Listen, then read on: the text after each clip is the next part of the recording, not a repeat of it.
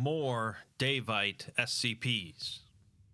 The Daevite Empire is one centered around blood and sacrifice, a civilization that has been a scourge for thousands of years, and despite all odds, can't quite be put down completely. This is largely due to their thaumaturgical elements, their magical rituals that were largely achieved through sacrifice.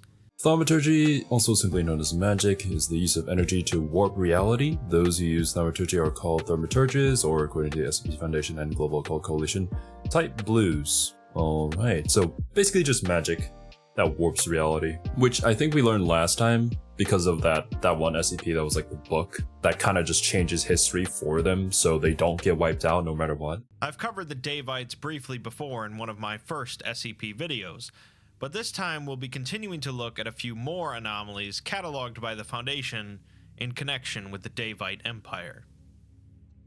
As a short recap, the Daevites are mainly focused around a single SCP, SCP-140, which is a book that continually expands on the Daevite history whenever a fluid suitable for writing comes into contact with it. A book that writes itself isn't that worrisome, except that the expanded history written in the book becomes actual history, retroactively changing reality to suit the book's writings. This means that the Daevite civilization continues to progress through history, even if earlier reports indicate that they had collapsed or fallen, as the book rewrites events to prolong their empire. The real concern is that there are multiple copies of this book in existence, and each one is capable of continually adding to the history of the Daevites, with the possibility that, if left unchecked, the Daevites will eventually enter into the modern world, becoming the dominant power of our planet. Yeah, I think, if I remember correctly, like, the SCP Foundation has one, but it doesn't do any good since there's just multiple copies anyways. Rewriting history is a strong theme of Daevite materials, as we can see with SCP-2140, an image created by the Foundation depicting glyphs in a redacted script. This image can only be viewed by loyal Foundation personnel, with a fairly high clearance level in relation to 2140. These individuals have highly corroborated personal histories consistent with their profile, including known Foundation colleagues and documentation. What this really means, though, is not that only loyal Foundation personnel are capable of seeing this image, but that the image itself alters reality whenever someone views it, so that the individual becomes a loyal Foundation member. The individual has no idea that a change occurred, and for all intents and purposes, they were always a loyal Foundation member, looking oh damn, that's actually kind of backwards. I see, that's pretty cool. At a mundane image.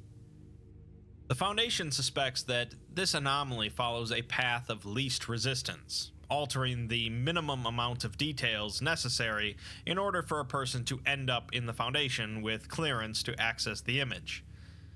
No records exist of any person without the appropriate background and clearance level viewing the image, but then there wouldn't be, would there? Well, yeah, obviously. A separate tale suggests that the Foundation routinely utilizes the image on groups of dangerous D-class individuals in order to recruit more Foundation personnel. The Foundation is usually a bit more squeamish about altering history, but you can't argue with those results. The image was created by the Foundation through a project based on a different image they recovered from a dig site in Uzbekistan. Apparently, the dig site was already suspicious due to the likelihood of memetic hazards, and when some irregularities were noted in the dig team's reports, an MTF was sent in. They ended up facing heavy resistance from the dig team, and it was revealed afterwards that the researchers and security personnel of the dig team were all part of a covert cell within the Foundation. Additionally, 3 of the MTF that went in were revealed to be part of another deep cell within the Foundation, despite them coming from 3 different continents and knowing each other for less than a year. They were all killed attempting to access SCP-140. Of course, really what happened is that the dig team uncovered an image that changed their histories, so that they were not loyal Foundation members, but rather were servants to the ancient Daevite Empire. Okay. When they filed their That reports, makes a lot of sense. they tried to do so as Daevite servants, not as loyal Foundation personnel, which is what led to some irregularities. One of the MTF that went in found the image and was changed as well, who then proceeded to purposefully show the image to 2 other agents. Eventually, the Foundation caught on and basically broke up the image and put the fragments into deep storage. They then began a project to recreate the image, but altered it so that it changed people into Foundation personnel instead. Yeah. Now, Hey, the only I mean, real concern is that the original if it Daevite works. image might have been plastered all over the place, or could continually crop up due to the new history from SCP-140. Continuing with the theme of altering history, SCP-5711 is a ritual capable of altering the course of historical events, developed by the Daevites potentially as recently as 200 BCE. The Foundation has been very actively pursuing the destruction of any information related to the ritual, to the point of they're not even sure the full details of the ritual themselves. They do know it involves at least a mechanical device of indeterminate function, constructed of a beryllium bronze alloy, a half-liter of blood, presumably from the lead officiant of the ritual, Obviously gotta have at that least blood. 3 additional witnesses/participants, an altar or temple complex, and 1 prepubescent human child. They have uncovered many similarities between modern Sarkic cults/Church of the Broken God sects and religious practices of the ancient Daevites, suggesting that the ritual was developed utilizing classical mechanist and Sarkic religious texts. It's believed that the intended target of the ritual was a period either immediately prior to or during the Second Punic War, likely to change the outcome of that conflict.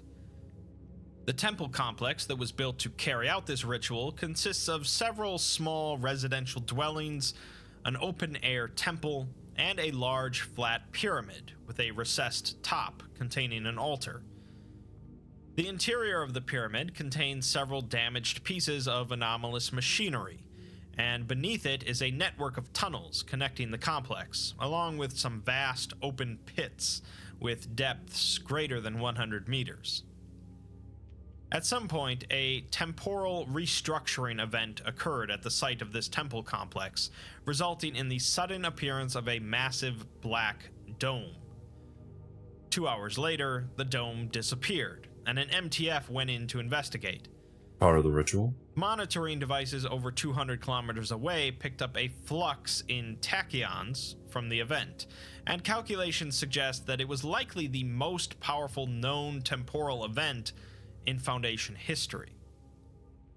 When the team arrives, they split up, with some checking out the residential dwellings while the rest head into the pyramid. The team checking the dwelling finds blood all over the place, with a body on the floor. Although they Is it the shoot it MTF? in the foot with no reaction, when they turn the body over, it suddenly animates, with a bright flash seen over its hand. They put a few more rounds into the head, and it ceases activity. As for the others, they are being led by Captain Regina Watts, who I have to give some information on. The entire team is designed to work around temporal anomalies, but Watts is an experimental user of a drug developed by the Foundation based on a temporal virus. Essentially, this drug, taken by her in the form of cigarettes, allows someone to travel briefly backwards into the past. Normally, this isn't that useful, as most users tend to just forget what they witnessed, or it otherwise screws with their head. But Watts has a rather unique resistance to amnestics, which allows her to generally remember everything she experiences. This means that she can use this drug to redo events, gaining a huge tactical advantage in dangerous situations, although she's out here playing the visual only one on novel the team that utilizes these drugs. The individual running communications for the team noticed that her pack of cigarettes was too short at the start of the mission, and he asks her privately if she's already on her third loop. She signals that she is, and she doesn't want the others to know. When asked how many casualties there was the first two times, she says 7, despite there being only 5 on the team.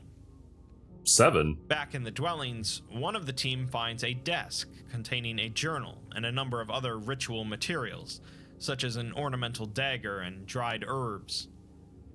While investigating, one of the walls bulges inwards and explodes, with the 2 agents opening fire through the opening. Meanwhile, Watts and the other 2 agents are attacked by hostile individuals in the open temple area, but easily dispatch them. Watts then notifies the agents in the dwellings that a hostile will be coming through the door in a couple seconds. They dispatch them, but wonder if Watts wants to tell the team anything. Watts just says that she's busy as they deal with more hostiles before she drops her radio and begins sprinting towards the pyramid, obviously aware of something the rest of the team isn't. Gonna assume that she can't tell them.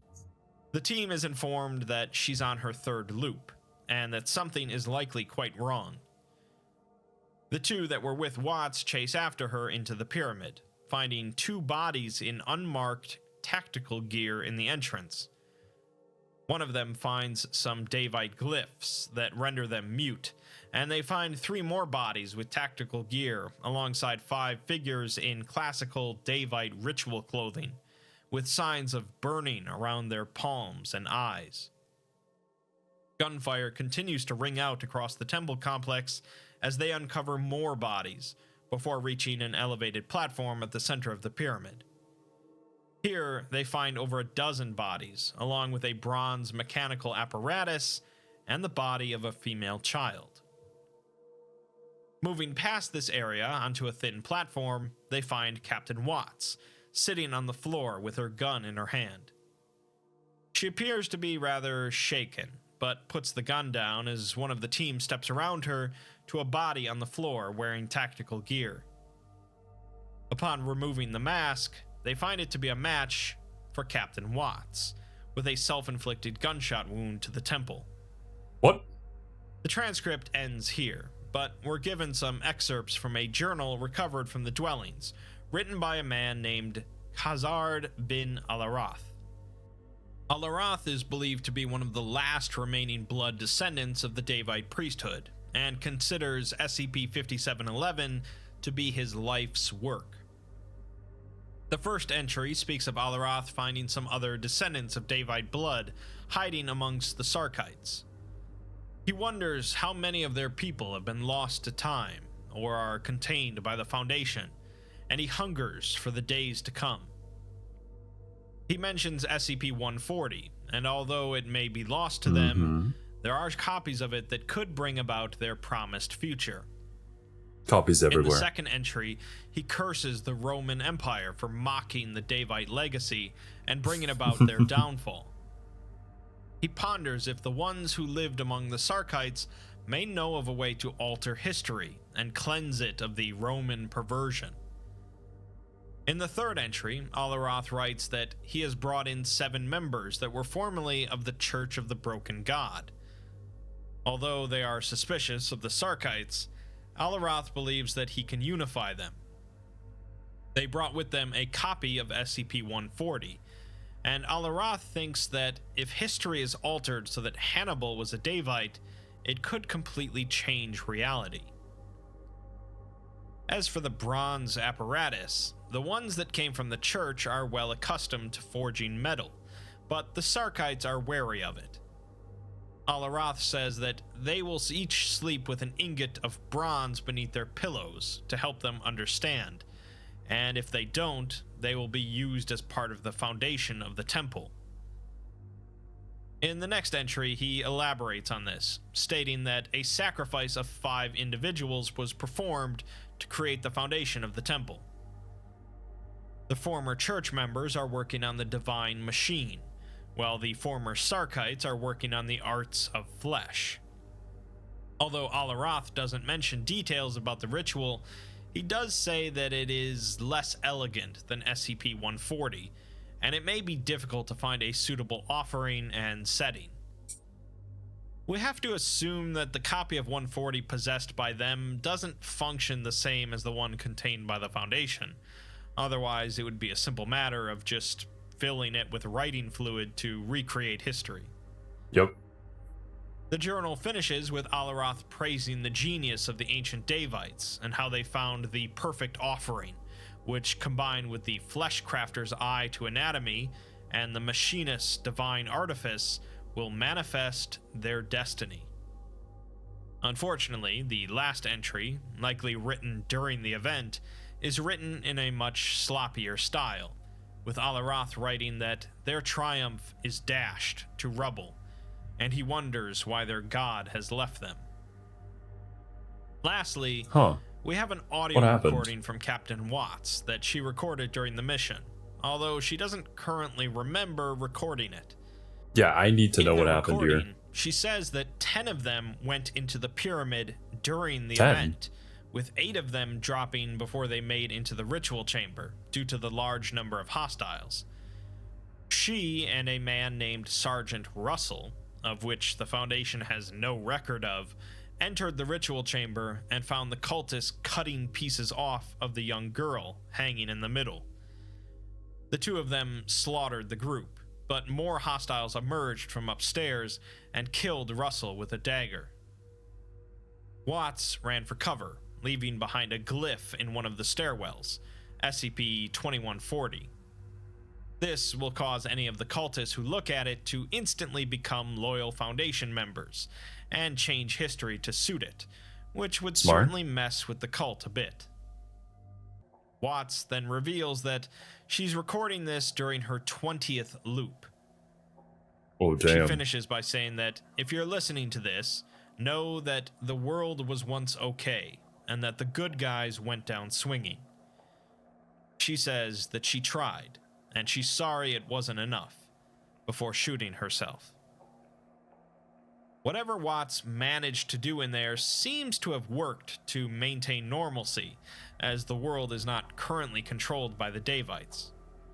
Thank goodness, Watts right? is nominated for the Foundation's Silver Star Award, but since it's only given out to those that die in the line of duty, and technically she's still very much alive, this is denied. Damn rip, dude. This is a bit of a tricky SCP, as it definitely requires a bunch of knowledge of other concepts within the universe, but it just shows how dangerous the Daevites continue to be as a group.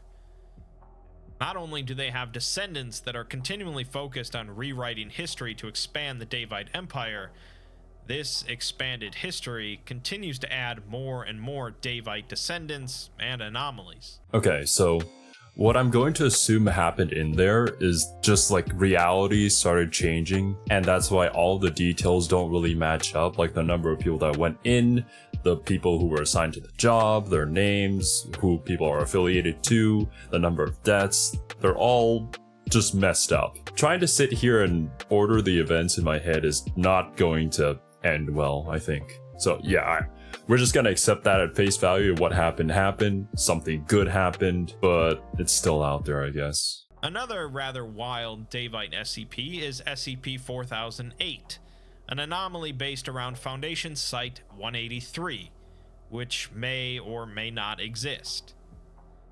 In the Foundation database, there exists full records of the site, the personnel that worked there, and the anomalies it contained, but no physical evidence of the site's existence can be found, and no one in the Foundation has any memory of the site or its staff. The location where this site is said to be is completely devoid of structures or signs of life, only some dead trees. Okay. It's possible that the area is a bit more of a desert than the surrounding area, but even that is a little inconclusive. According to records, Site-183 was responsible for the research and containment of anomalous historical artifacts and documents. Supposedly, there were 64 anomalous objects on site, 4 of which were fully documented as SCPs, but none of them have been accounted for. What this means is either Foundation records have been altered, meaning that this was never a real place. There's a memetic or anti-memetic anomaly at work that is removing or suppressing knowledge of this place. Yeah, that's what I was assuming. Or Site-183 has been physically moved or altered from our reality through some anomalous means. The Foundation is leaning against some sort Take of your poison, I temporal guess. alteration, as typically that would remove all evidence of it existing from their database, but they're not ruling anything out. After performing a modified seismic survey, the Foundation found that there were a number of solid masses below the supposed location of the site, between 300 and 700 meters down. Did it go underground or get began buried? Excavating immediately. After digging for a while, they uncovered the shattered and collapsed remains of a standard Foundation site living quarters. Okay, Inside, there we they managed to find the remains of a personal journal, although much of it was illegible. The parts that are legible talk about some lost cities, such as Atlantis and El Dorado, and how there is likely a common link between them, some sort of common cause that destroyed them. The writer also discusses someone who they find hard to believe ever existed at all, despite all evidence to the contrary, whose history is all over the place, likely referring to the Daevites. The writer was going to submit a proposal to investigate something, but the rest of the journal is illegible. The Foundation continues to excavate, as clearly something pretty bad happened to this site, with no info on what exactly that was. They find a bunch of standard containment cells, or what's left of them, along with the on-site nuclear device, which is still intact. By this point, they still have not found any of the dozens of anomalous objects that were supposed to be contained here. On-site nuclear device. Does that mean that every SCP containment area has just a kill switch in case something gets out just to nuke the place? That's just my assumption based off of the info that I know. They eventually find the central server unit for the site, and after some work by data recovery technicians, they managed to recover a series of audio logs submitted by a Dr. Daniel Roberts, a historian and archaeologist assigned to the site. Most of these audio logs were corrupted, so we're just given some fragments. The first log has Dr. Roberts claiming to be at a Site Alpha, which he describes as an arid place with little plant life. He says the spot is no Atlantis, but they might discover something here. 20 days later, however, he says that if there was something here, they would have found it by now, and there's apparently multiple sites like this they plan on visiting. A few days later, they progress to a Site Beta, which is also sparse in vegetation. A few weeks go by, and Roberts states that Site Beta is a bust, with them planning on moving on tomorrow. It's been nearly 2 months now, and they've discovered nothing, leaving the team frustrated. Their search is based on a theory developed by Dr. Roberts, and he admits that, although he could be wrong, and there's nothing at these sites, he'd rather not think about that just yet. They move on to a Site Gamma, where they actually find something buried in the ground. They don't know quite what it is yet, but they found it practically straight away after coming to the site.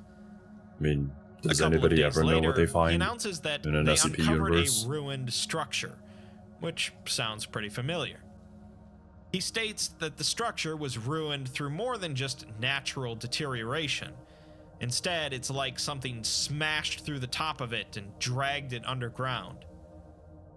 They found clay fragments and pieces of worked metal, along with some skeletons with large holes in their chests.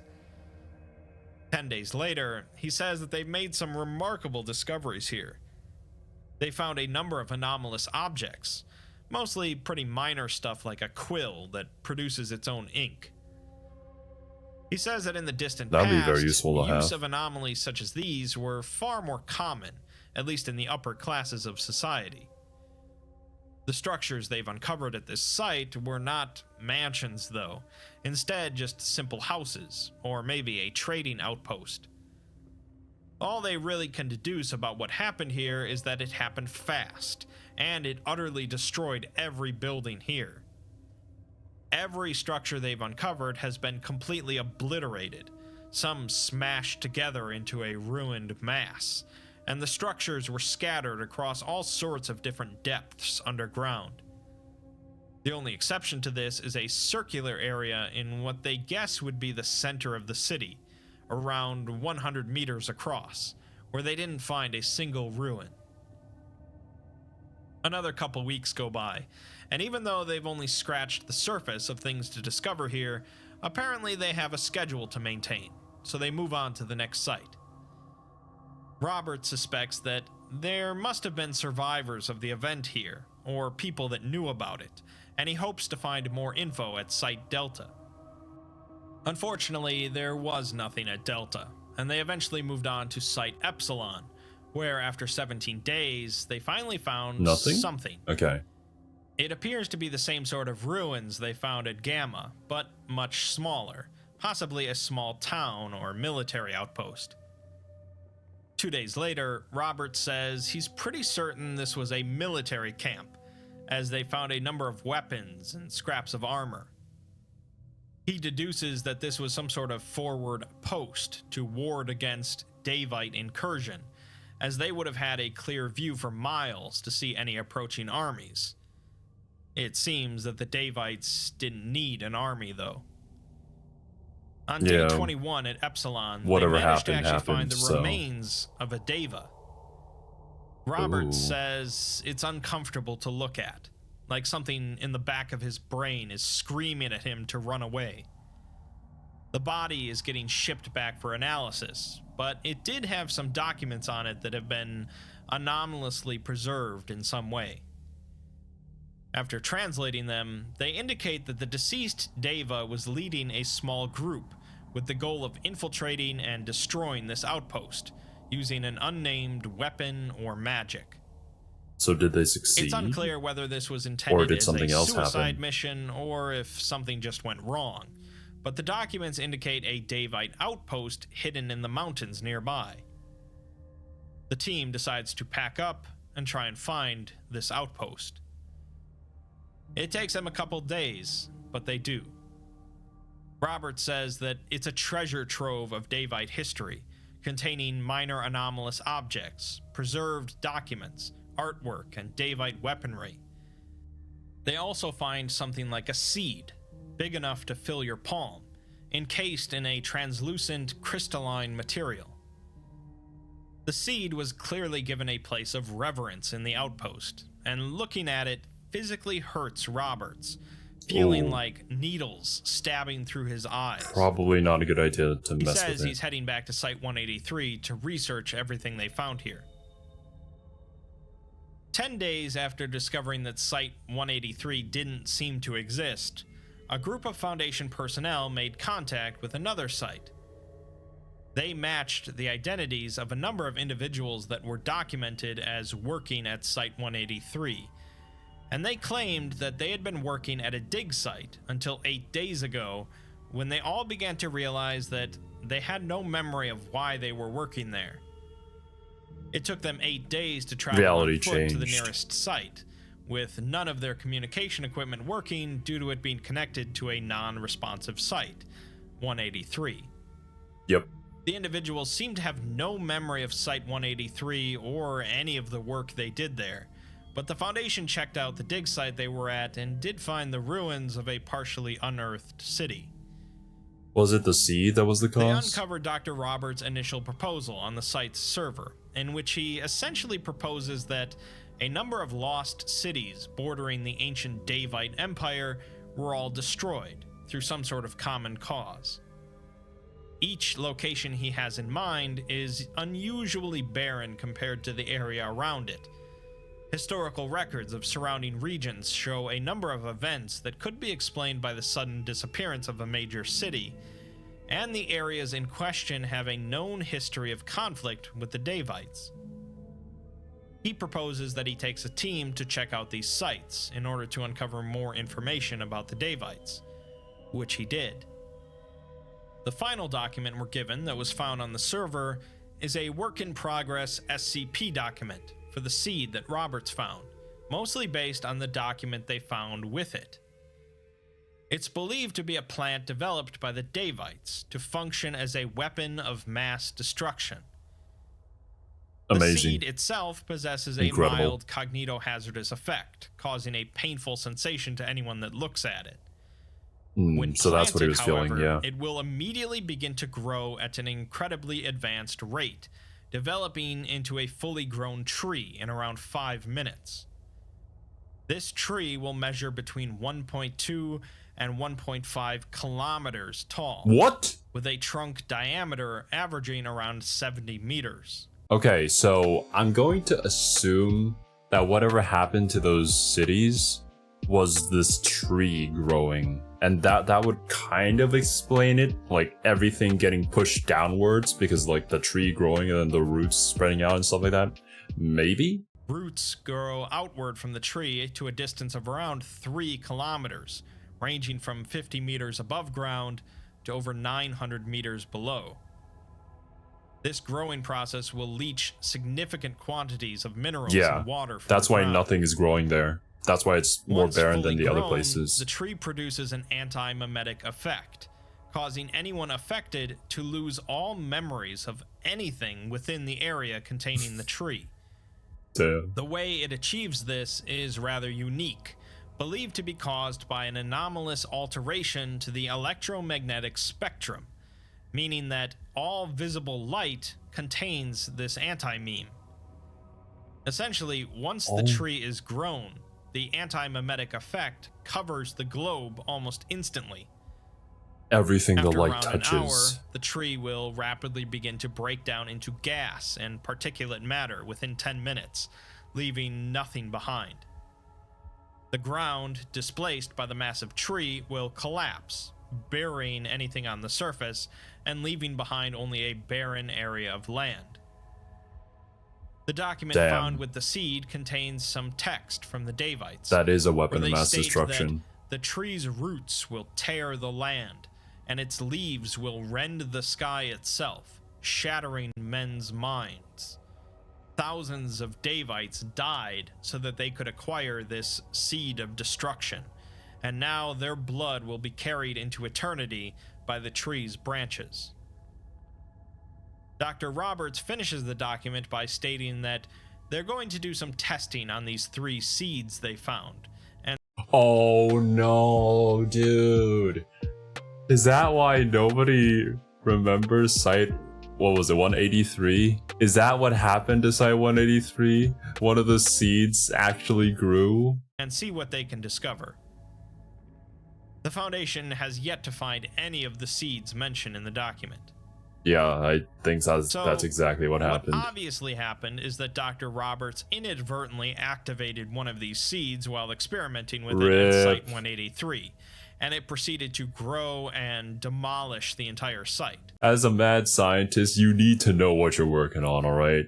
From one mad scientist to another. Please be careful. The anti-mimetic effect spread across the globe and wiped out everyone's memory of the site. But this effect did absolutely nothing to the Foundation's database. This meant that, in a rather unique situation, the site was destroyed. No one remembers it, but the records are completely unaltered.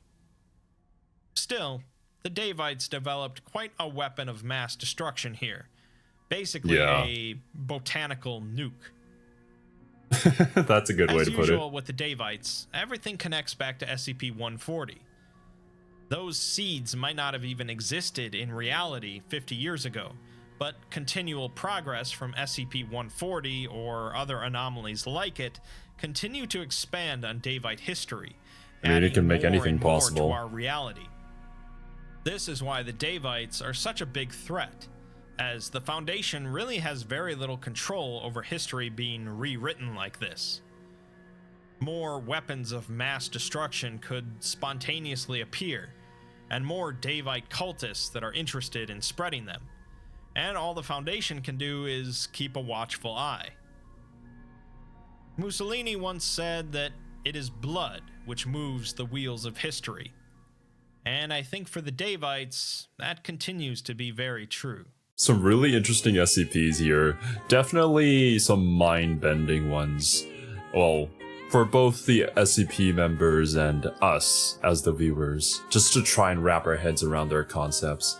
Like, yeah, bending reality kinda messes up how you understand something. Like, it's impossible to get a timeline of how things occur. Well, especially since they threw in the one soldier who can time travel backwards, essentially, going through their visual novel choices again. And I really liked how Exploring Series kind of led us into that conclusion with the final SCP here.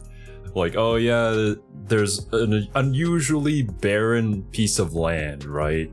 And then, oh, then there's a seed, and then the seed grows into a tree, and then obviously the tree sucks up all the nutrients from the area that it grows, and that's why it's a unusually barren. SCP storytelling just constantly continues to amaze me. And of course, thank you to the Exploring Series for teaching us about all these really cool SCPs. Of course, thank you so much for watching, hope you guys enjoyed, and I'll catch you in the next one.